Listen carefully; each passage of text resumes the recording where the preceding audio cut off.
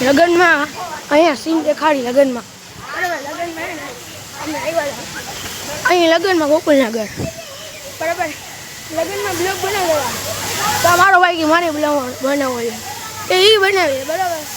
અને હું તો બનાવું છું પહેલેથી ને તમને લોકોને ખબર જ છે બ્લોગ બનાવતા અમને શું કાંઈ મને ખબર પડી કે અહીંયા વાડી છે અહીં લગ્નની વાડી છે અમે લગ્નની વાડી જાય છીએ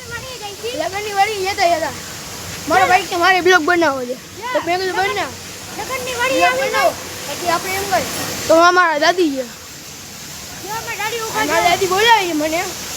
અમે ત્યાં જાય